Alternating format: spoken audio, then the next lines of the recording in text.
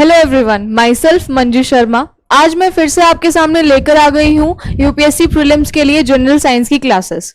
जैसे कि हमारी कल पहली मुलाकात थी जनरल साइंस के उसमें जनरल साइंस की क्लास के लिए, और मैंने आपको बताया था कि हम किस तरीके से अपना अप्रोच अपनाएंगे एग्जाम को क्लियर करने के लिए, क्या क्या हमें पढ़ना होगा, किस तरीके से हम क्वेश्चंस को लॉजिकली सॉल्व करना सीखेंगे। मैंने आपको बताया था कि हमें सबसे इंपॉर्टेंट चीज क्या सीखनी है, वो है क्वेश्चन को लॉजिकली सॉल्व करना। साइंस में लॉजिक से बड़ी कोई भी चीज नहीं है। एंड दूसरी चीज, यूपीएससी के लिए साइंस का जो सब्जेक्ट है वो बहुत ही इंपॉर्टेंट है एंड बहुत ही फेवरेट रहा है हमेशा से। यूपीएससी ने हमेशा से बहुत सारे क्वेश्चन पूछे हैं। इस बार 2020 में भी आप लोगों ने जिन्होंने एग्जाम दिया होगा उन्होंने देखा होगा कि साइंस के कितने सारे क्वेश्चंस थे, और सारे अगर लॉजिक लगा के सॉल्व किए जाए ना तो वो सारे क्वेश्चन ठीक हो सकते थे।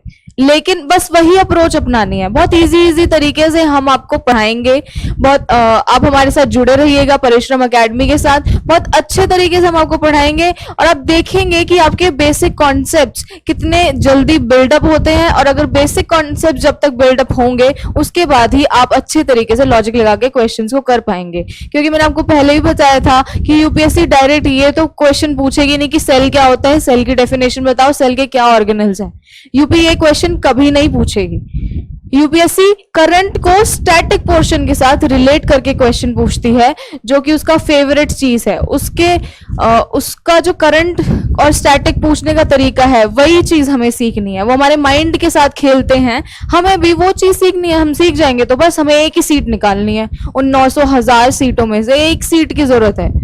बस वही चीज इंपॉर्टेंट है। हमारे साथ जुड़े रहिएगा, हम जरूर कामयाब होंगे। तो आइए देखते हैं। कल हमने माइटोकॉन्ड्रिया तक खत्म कर लिया था। माइटोकॉन्ड्रिया याद आप रिकॉल कीजिएगा। Power house of the cell होता है, एनर्जी सिंथेसाइज करता है। इसका क्या क्या स्ट्रक्चर होता है, इसके अंदर ये दो झिल्लियों से बाउंड होता है। ठीक है, इसके अंदर ये फोल्डिंग घुमावदार स्ट्रक्चर्स होते हैं जिसे क्रिस्टा बोलते हैं। और इस माइटोकॉन्ड्रिया एकमात्र ऐसा ऑर्गेनल है जिसका खुद का डीएनए होता है, क्योंकि माइटोकॉन्ड्रिया बहुत ही इंपॉर्टेंट होता है हमारी बॉडी के लिए। हमें एनर्जी सिंथेसाइज, एनर्जी को बनाने में, किसकी फॉर्म में, एटीपी की फॉर्म में, एडेनोसाइन ट्राइफॉस्फेट। किसकी फॉर्म में, एटीपी की फॉर्म में। ये रहा एटीपी। एटीपी की फुल फॉर्म क्या है, एडेनोसाइन। हिंदी में भी ये ऐसे ही लिखा जाएगा, ट्राइफॉस्फेट। ठीक है, फिर हम आते हैं अपने नेक्स्ट ऑर्गेनल पे, जो कि है प्लास्टिड। प्लास्टिड में आपको बता दूं, प्लास्टिड जो है ये सिर्फ और सिर्फ प्लांट का ऑर्गेनल है। सिर्फ और सिर्फ पादपों में पाया जाता है, पौधों में पाया जाता है, और किसी और एनिमल सेल में प्लास्टिड जो है वो पाया नहीं जाता। ठीक है, अब प्लास्टिड क्या होते हैं, ये डबल मेम्ब्रेनस होते हैं, दोहरी झिल्ली से बाउंड होते हैं, दोहरी झिल्ली से घिरे हुए होते हैं प्लास्टिड। और ये प्लांट्स और कुछ एल्गी के अंदर मिलते हैं। आपको ये याद रखना होगा कि ये सिर्फ प्लांट्स और कुछ, सारी एल्गी नहीं, कुछ एल्गी। अब यूपीएससी ऐसे क्वेश्चन पूछेगा कि दे आर, यही स्टेटमेंट दे देगा और यहां सम की जगह ऑल लगा देगा और हम भावनाओं में बहकर इसको ठीक कर देंगे। लेकिन ऐसा नहीं करना है, क्योंकि हमें चीज याद रखनी है कि सम यहाँ की जो ये है सिर्फ सम उसमें आएगा, सम एल्गी में है और सारी एल्गीज में नहीं है। ठीक है, ये याद रखना है हमें।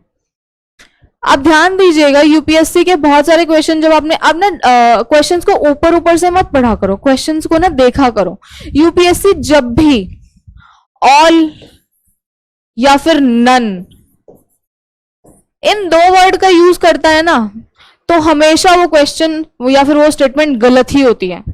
उसमें कुछ ना कुछ ग्लिच होगा ही होगा, हमेशा वो स्टेटमेंट गलत होगी ही होगी, मोस्ट ऑफ द टाइम, हमेशा कभी कभी एक्सेप्शन भी आ सकते हैं, लेकिन मोस्ट ऑफ द टाइम वो स्टेटमेंट जरूर गलत होगी। इसलिए आप ना थोड़ा ध्यान दीजिएगा क्वेश्चन सॉल्व करते हुए। जब आप क्वेश्चन बैंक लगा रहे होंगे, प्रैक्टिस कर रहे होंगे, तो आप पाएंगे, कुछ प्रीवियस ईयर क्वेश्चन लगा रहे हो तो आप पाएंगे कि जितने भी ये स्टेटमेंट्स होते हैं ना, all animals are this, all sheep of herds have become this, have eaten this, ये almost most of the time गलत होते हैं। ठीक है, नेक्स्ट पे देखते हैं।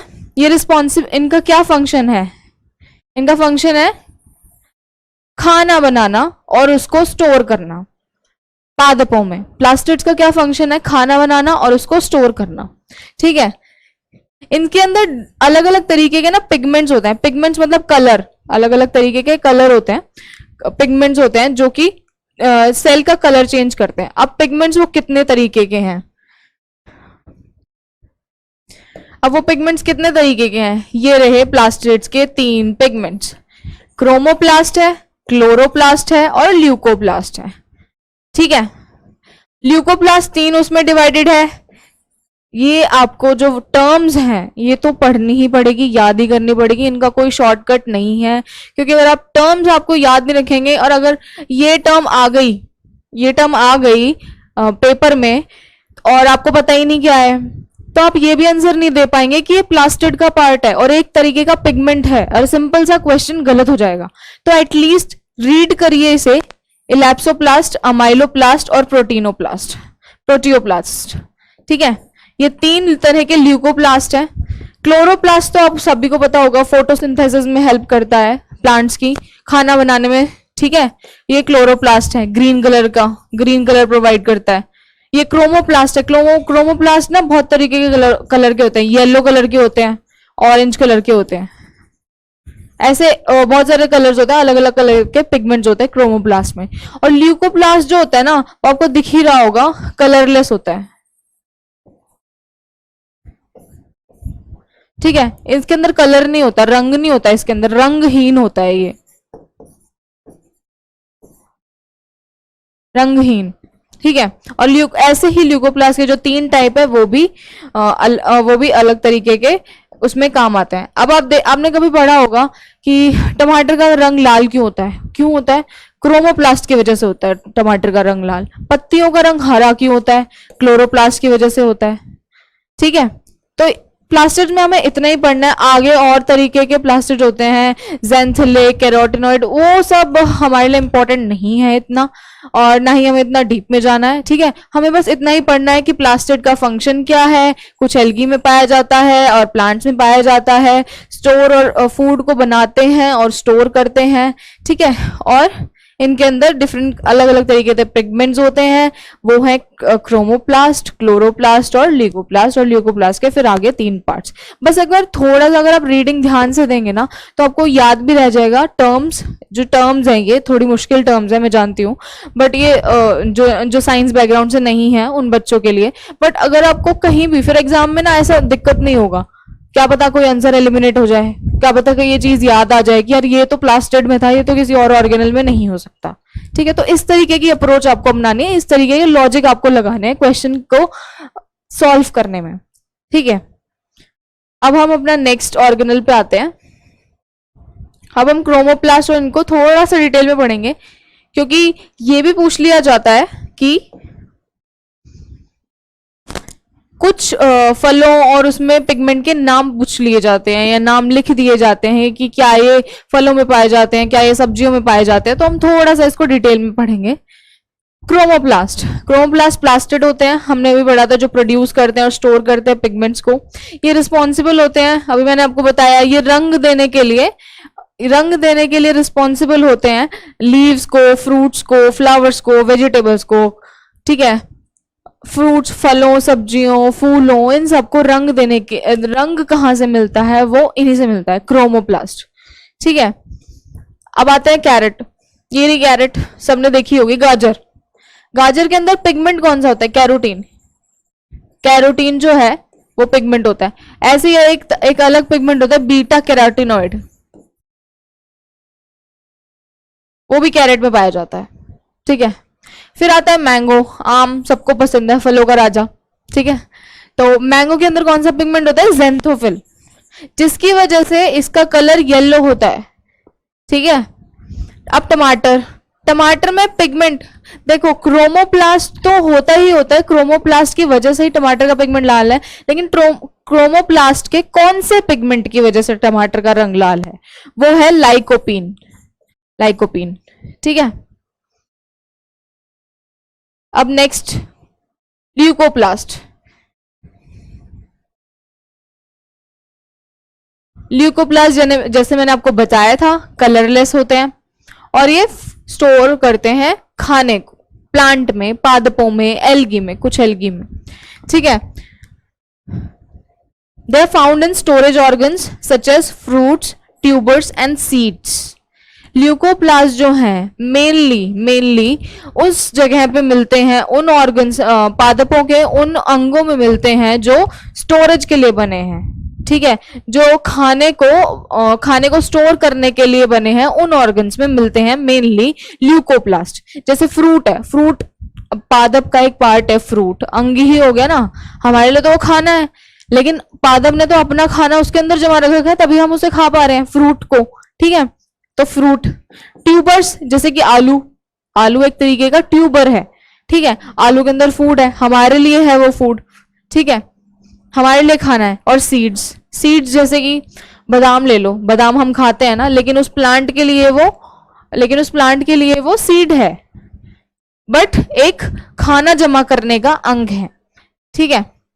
ऐसे ही पोटैटो ट्यूबर्स, फूड क्या होता है, कौन सा फूड देता है पोटैटो ट्यूबर्स? पोटैटो में क्या सबसे ज्यादा मात्रा में पाया जाता है? वो होता है स्टार्च। इसलिए में बोला जाता है कि भाई आलू कम से कम खाना चाहिए जो डाइटिंग कर रहे होते हैं, मतलब जिनको पतला होना है, जिनको पसंद नहीं कि उनका शरीर थोड़ा सा भी बढ़ जाए, ठीक है। तो इसीलिए क्योंकि इसके अंदर जो स्टार्च होता है ना, ये फैट बढ़ाता है, ठीक है, कार्बोहाइड्रेट होता है। मेज ग्रेन्स, मक्के के दाने, इसके अंदर बहुत ज्यादा प्रोटीन पाया जाता है मक्के के दाने के अंदर, ठीक है। कैस्टर सीड्स, एक तरीके के ना ये सीड होते हैं, इसका ऑयल बनता है कैस्टर ऑयल का, आपने अगर कहीं भी देखा हो, मेनली गाँव में ना तो नॉर्मली ये दिख जाता है, लेकिन हम शहर वाले बच्चों को ना ज्यादा समझ नहीं आता कैस्टर सीड्स क्या है, हम तो बस दुकान से इसका तेल खरीद के ले आते हैं, ठीक है। कैस्टर सीड्स, इसका फूड क्या है? ऑयल, ठीक है। तो ये जो सारी चीजें हैं, इसमें स्टार्च स्टोर हो रहा है, इसके अंदर प्रोटीन स्टोर हो रहा है, मेज ग्रेन्स के अंदर, इसके अंदर ऑयल स्टोर हो रहा है, ये किस वजह से हो रहा है? ये हो रहा है ल्यूकोप्लास्ट की वजह से स्टोर, ठीक है। आया बात समझ? अब आता है बहुत ही इंपॉर्टेंट चीज जो कि है क्लोरोप्लास्ट। अगर क्लोरोप्लास्ट नहीं होता तो फोटोसिंथेसिस, प्रकाश संश्लेषण की क्रिया नहीं हो पाती, तो फिर जो पादप है वो खाना नहीं बना पाते सन की गर्मी का यूज करके, सनलाइट का यूज करके। तो क्लोरोप्लास्ट की वजह से ही ये सारा प्रोसेस जो है वो हो पाए। अगर वो ही नहीं होता तो फिर जब वो ही खाना नहीं बना पाते तो हम जो वेजिटेरियंस हैं वो खाना भी नहीं खा पाते, ठीक है। तो क्लोरोप्लास्ट बहुत इंपॉर्टेंट है। ये भी दो झिल्लियों से घिरा होता है, ये रही इनर मेम्ब्रेन होती है, आउटर मेम्ब्रेन होती है, ठीक है। इसके अंदर ऐसे ऐसे स्ट्रक्चर्स प्रेजेंट होते हैं, ये थाइलाकॉइड बोलते हैं इनको, और स्ट्रोमा होता है इन थाइलाकॉइड्स के अंदर। और जब ये स्टैक में प्रेजेंट हो जाते हैं ना एक साथ, जैसे इतने सारे इकट्ठे हो गए, तो इसको बोल देते हैं हम ग्रेनम, ठीक है, जिसके अंदर ये पाए जाते हैं। अब हम इसकी पूरी डिटेल में पढ़ेंगे एक बार। डबल मेम्ब्रेन बाउंड, दोहरी झिल्ली से घिरा हुआ, मेनली प्लांट सेल में पाया जाता है। स्फेरिकल होता है, डिस्कॉइडल होता है। स्फेरिकल मतलब या तो गोल होगा, ठीक है, या ऐसे डिस्क देखिए आपने जो हम पार्क में बच्चे खेलते हैं, डिस्क बिल्कुल ओवल शेप में, या तो ऐसा होगा या ऐसा होगा दिखने में। इसके अंदर दो रीजन्स होते हैं, ग्रेना और स्ट्रोमा। ग्रेना मैंने आपको भी बताया, जो स्टैक्स मतलब थाइलाकॉइड जब एक साथ इतने सारे थाइलाकॉइड एक साथ प्रेजेंट हो गए तो इसे हम ग्रेना बोलेंगे, ठीक है। थाइलाकॉइड्स के अंदर क्या होता है? क्लोरोफिल होता है। क्लोरोफिल क्या होता है? एक तरीके का पिगमेंट होता है, ठीक है। इस पिगमेंट एक तरीके का पिगमेंट होता है जो कि फोटोसिंथेसिस, प्रकाश संश्लेषण की क्रिया कराता है, ठीक है।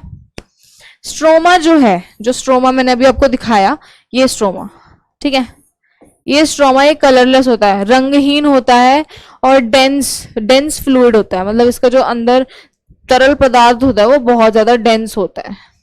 फंक्शन क्या है? लाइट एनर्जी को कन्वर्ट करके केमिकल एनर्जी में कन्वर्ट करना और फिर फूड बनाना, जो कि प्रकाश संश्लेषण।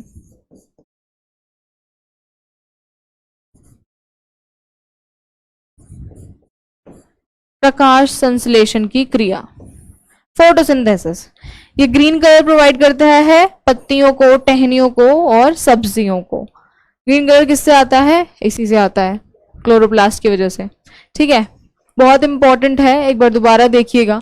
डबल मेम्ब्रेन बाउंड ऑर्गेनल है, मेनली प्लांट सेल में मिलता है। स्फेरिकल गोल हो सकता है या ऐसे डिस्क जैसा हो सकता है। ग्रेना प्रेजेंट होते हैं इसके अंदर। क्लोरोफिल प्रेजेंट होता है जो प्रकाश संश्लेषण की क्रिया कराता है।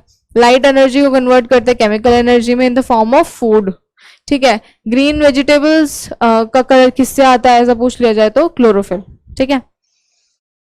अब हम अपनी नेक्स्ट चीज, नेक्स्ट उस पे चलते हैं।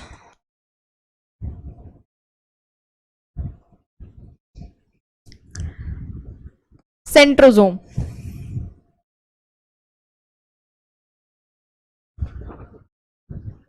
सेंट्रोजोम ना कुछ ऐसे से दिख रहे होते हैं। सेंट्रोजोम क्या होता है? एक प्रकार की झिल्ली से घिरा होता है ये ऑर्गेनल, वन मेम्ब्रेन बाउंड होता है और ये ना न्यूक्लियस के पास प्रेजेंट होता है। जैसे अगर ये न्यूक्लियस है ना, तो यहाँ ऐसे पड़ा हुआ होगा, ये ऐसे पड़ा होगा, ऐसे पड़ा हुआ होगा, मतलब अगर ये केंद्रक है, न्यूक्लियस है, तो ये सेंट्रोजोम है। बिल्कुल न्यूक्लियस के पास ऐसे ऐसे पड़े होते हैं ये, ठीक है। इनके अंदर दो स्ट्रक्चर्स होते हैं जिसको हम बोलते हैं सेंट्रियोल, ठीक है। ये रे, ये जो दो ऐसे लकड़ी जैसे दिख रहे हैं ना आप लोगों को, ये एक सेंट्रियोल है, ये दूसरा सेंट्रियोल है। और ये पड़े भी ऐसे ही रहते हैं, ये रखे भी ऐसे हुए होते हैं जिस तरीके से ये ऐसे दिखा रखा है, जैसे ये रहा, ठीक है। एक सेंट्रियोल दूसरा सेंट्रियोल, ठीक है। सेंट्रियोल क्या होता है? वो हॉलो होता है, मतलब अंदर से खोखले होते हैं, सिलेंड्रिकल स्ट्रक्चर्स होते हैं, सिलेंडर जैसे, सिलेंडर की तरह, देखो ऐसा होगा। सिलेंडर देखा है ना आप सभी ने, ऐसा होगा। ये तो मैं एक बना रही हूं, पर ये पूरा एक साथ पूरा क्लस्टर होता है, पूरा ग्रुप होता है, ठीक है। सिलेंड्रिकल स्ट्रक्चर्स होते हैं। माइक्रोट्यूब्यूल्स किसके बने होते हैं? ये क्या होता है इनके अंदर? ये होता है माइक्रोट्यूब्यूल्स। ये जो छोटे छोटे स्ट्रक्चर है, मैंने सिंगल स्ट्रक्चर बनाया है, ये होता है माइक्रोट्यूब्यूल। ये चीज ये, ठीक है, ये होती है माइक्रोट्यूब्यूल। जब मैं आपको सेल डिवीजन पढ़ाऊंगी तो आपको बताऊंगी कि माइक्रोट्यूब्यूल्स क्या होते हैं, किस तरीके के किस में काम आते हैं, सेल डिवीजन में किस तरीके का इनका काम है, ठीक है।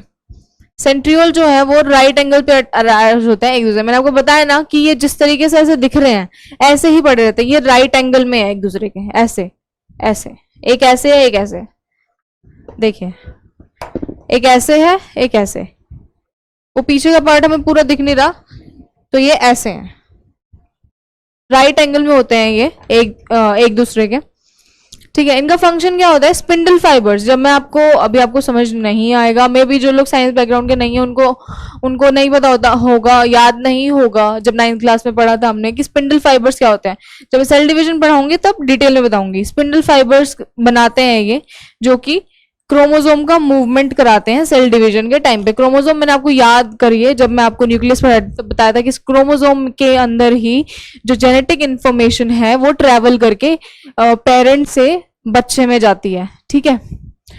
तो ये क्या करते हैं कि स्पिंडल फाइबर्स बनाते हैं जो कि क्रोमोसोम को ट्रेवल कराती है इधर से उधर, जो भी उसका काम होता है वो आगे बताएंगे। और ये क्या हेल्प करती है? सीलिया और फ्लैजिला। फ्लैजिला अगर आप याद कीजिएगा, मैंने आपको बैक्टीरियल सेल जब कराया था, तो ये बैक्टीरियल सेल है, ये पीछे से मैंने आपको बताया इसकी एक पूंछ निकल रही है, ये फ्लैजिला है, ये फ्लैजिला है, ठीक है। ये फ्लैजिला किसकी मदद से बनता है? सेंट्रोजोम की वजह से बनता है। सिलिया भी एक तरीके का जो यूनिसेलुलर ऑर्गेनिज्म होते हैं, बहुत सारे अलग अलग होते हैं, अमीबा हो गया, यूग्लिना हो गया, पैरामीशियम हो गया, ठीक है, तो उसमें प्रेजेंट होता है सीलिया। वो भी ऐसे हेयर की तरह, ऐसे ऐसे हेयर लाइक स्ट्रक्चर होता है, ऐसा ऐसा ऐसा, ठीक है। तो ये इसका फॉर्मेशन कैसे होता है? सेंट्रोजोम की वजह से होता है, ठीक है।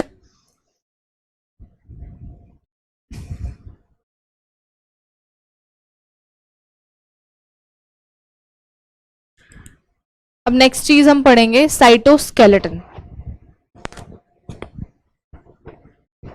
साइटोस्केलेटन क्या होता है? आप आपने पढ़ा होगा, एक मिनट, साइटोस्केलेटन, यहाँ पे इस वर्ड में ना स्केलेटन आ रहा है। आपको आप जब आपने जब बायो पढ़ी होगी तो हम लोगों को हमारी बॉडी का स्ट्रक्चर क्या प्रोवाइड करता है? हमारा जो स्केलेटल सिस्टम है, जो हमारा हड्डियों का ढांचा है, हमारी हेड से शुरू होके फिर रीढ़ की हड्डी, फिर पीछे नीचे लेग्स में जो हड्डियां हैं, वो हड्डियां मिलकर हमारा पूरा स्ट्रक्चर तैयार करती हैं, हमारा पूरा ढांचा तैयार करती हैं। हमें हमारी बॉडी किस फॉर्म में होगी वो देती हैं। तो वो सब किस वजह से होता है? स्केलेटल सिस्टम की वजह से होता है, ठीक है। अब यहां भी साइटोस्केलेटन क्या होता है? साइटोस्केलेटन किससे बना था? माइक्रोट्यूब्यूल, जो मैंने अभी आपको बताए थे कि सेंट्रोजोम में प्रेजेंट होता है, माइक्रोट्यूब्यूल्स, इनसे बना होता है, ऐसे होते हैं। और माइक्रोफिलामेंट्स, ऐसे ही छोटी छोटी फिलामेंट्स होती है, उनसे बने होते हैं। ये होलो ट्यूब्यूल्स है, मैंने आपको बताया था, खाली होती है अंदर से। और किससे बनी होती है? कौन से प्रोटीन से बनी होती है? ट्यूब्यूलिन, ट्यूब्यूलिन, ट्यूब्यूलिन, TUBULIN, याद रखना, ट्यूब्यूलिन से बनी होती है माइक्रोट्यूब्यूल्स। माइक्रोफिलामेंट्स क्या होते हैं? रॉड शेप्ड होते हैं, ऐसे होंगे, ऐसे, ये होता है रॉड शेप, ठीक है। थिन होते हैं, बहुत पतले से फिलामेंट होंगे जो प्रोटीन के बने होंगे, जिसे हम बोलते हैं एक्टिन। अब ना इसमें कंफ्यूज मत होना कि कहीं ऐसा कर दो कि भाई माइक्रोट्यूब्यूल्स तो एक्टिन के बने होते हैं और माइक्रोफिलामेंट्स ट्यूब्यूलिन के बने होते हैं। नहीं, देखो, माइक्रोट्यूब्यूल्स में ट्यूब्यूल नाम आ रहा है, ट्यूब्यूल आ रहा है नाम, ट्यूब्यूल से ट्यूब्यूलिन, और माइक्रोफिलामेंट्स एक्टिन, आप याद कर लीजिए, ठीक है। फंक्शन क्या होता है? ये क्या होता है? Shape of the cell provide करते हैं। अब जैसे मैंने अभी आपको थोड़ा सा इंट्रोडक्शन में अभी थोड़े से अभी जस्ट पहले बताया था कि हमारा हड्डियों का ढांचा है, हमारे जो स्केलेटल सिस्टम है, हमें हमारा स्ट्रक्चर और हमारी बॉडी का फॉर्म प्रोवाइड करता है। तो वैसे ही साइटोस्केलेटन जो है वो सेल को शेप देता है, ठीक है।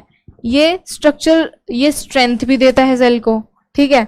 ऐसे ही हमारा जो सर है, हमारे ब्रेन को होल्ड करके रखा है। अगर हमारा स्कल नहीं होता, यहाँ ऊपर खोपड़ी का कंकाल नहीं होता, ठीक है, तो हमारा तो ब्रेन फिर ऐसे, मतलब थोड़ी छोटी सी चोट से ही हो जाता उसको डैमेज। तो वो किससे प्रोटेक्टेड है? क्रेनियम से प्रोटेक्टेड है, कंकाल जो ऊपर स्कल है उससे प्रोटेक्टेड है। ऐसे ही साइटोस्केलेटन जो है वो स्ट्रेंथ देते हैं सेल को, ठीक है। ये रिस्पॉन्सिबल होते हैं सेल्यूलर मूवमेंट्स के लिए। साइटोस्केलेटन जो है वो हेल्प कराते हैं इधर से उधर मूवमेंट के लिए सेल का, ठीक है। ऐसा कुछ दिखता है, इसमें एक झिल्ली होती है, एक सेल मेम्ब्रेन होती है, ठीक है।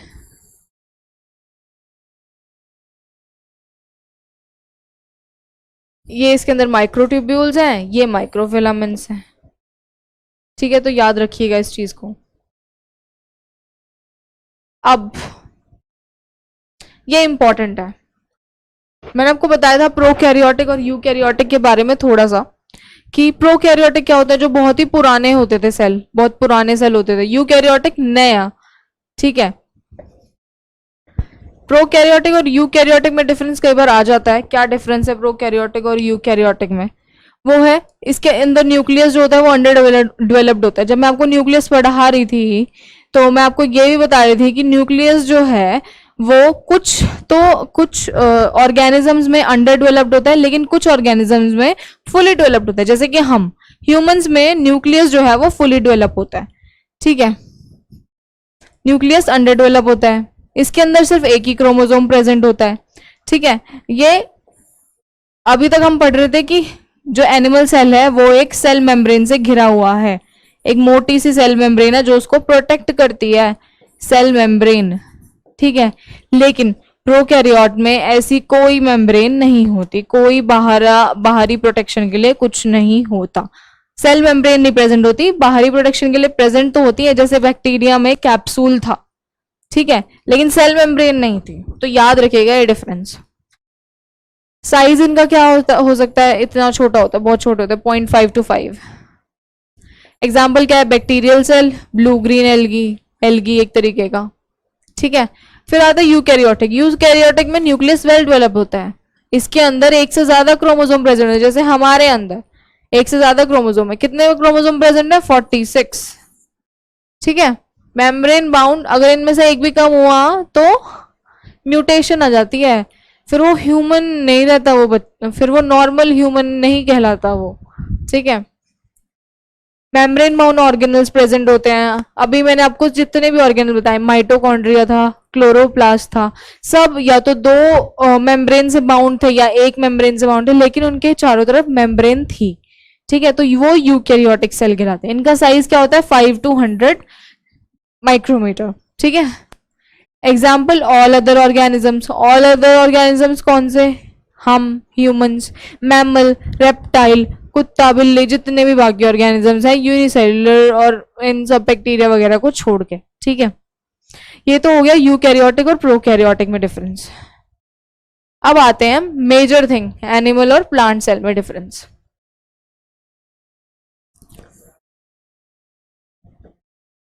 एनिमल और प्लांट सेल में डिफरेंस,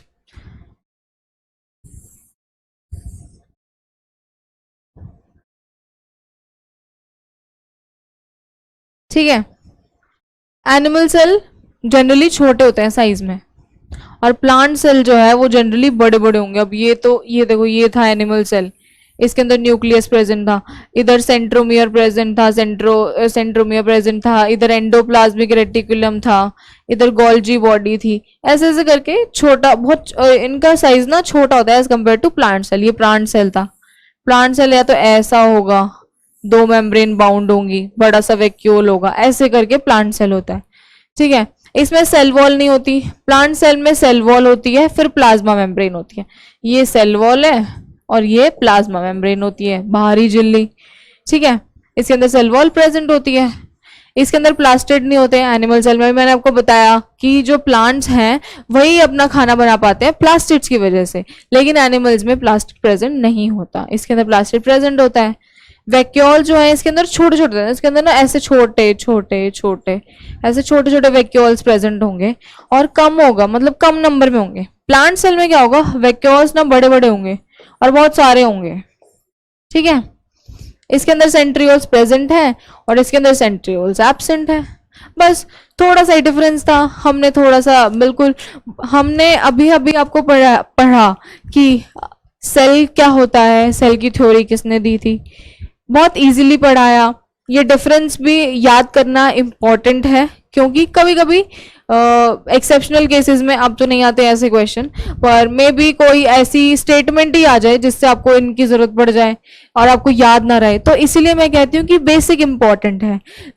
उठाइए क्लास 6 to 12 की एनसीईआरटी और रीडिंग मारना शुरू हो जाइए, ताकि आपका बेसिक स्ट्रांग हो। ये बहुत ही इंपॉर्टेंट चीज है, मैं आपको बार बार कह रही हूँ। अगर आपका बेसिक स्ट्रांग होगा तो आपकी लॉजिक लगाने की पावर ज्यादा होगी, क्योंकि ऐसा नहीं है कि भाई आप 6 क्लास की एनसीईआरटी पढ़ेंगे और उसमें से डायरेक्ट क्वेश्चन आ जाएगा। नहीं, मैं ये नहीं कह रही हूँ कि यूपीएससी डायरेक्ट क्वेश्चन पूछ लेगा, नहीं, बिल्कुल भी नहीं पूछेगा, लेकिन आपका बेसिक स्ट्रांग होगा, और आपका बेसिक स्ट्रांग होगा तो आप लॉजिक लगा पाओगे उन क्वेश्चंस में, ठीक है। तो हमने अभी क्या क्या पढ़ा कि सेल क्या होता है, पहली चीज सेल क्या होता है, ठीक है। दूसरी चीज, सेल को किसने डिस्कवर किया था, पहला लाइव सेल किसने डिस्कवर किया था, फिर सेल थ्योरी क्या थी, ठीक है। फिर सेल के ऑर्गेनल्स क्या क्या है, एनिमल सेल प्लांट सेल अलग है, बैक्टीरियल सेल अलग होता है, एनिमल सेल के ऑर्गेनल्स, प्लांट सेल के ऑर्गेनल्स, प्लास्टिड, वैक्यूल्स, और ये सब हमने पढ़े, ठीक है। फिर हमने प्रोकैरियोट्स यूकैरियोट्स में डिफरेंस देखा, और फिर अभी प्लांट सेल और एनिमल सेल में डिफरेंस देखा, ठीक है। तो ये तो हो गया हमारा एक टॉपिक खत्म हो गया, समझ लो, एक चीज चली गई है, बस आगे थोड़े से टॉपिक्स और रह गए हैं, और हम उसको जल्दी जल्दी तो नहीं, लेकिन आराम से टाइम लेकर निपटाएंगे, जिससे आपको पूरी तरीके से समझ में आए और आसानी हो पढ़ने में भी। ठीक है।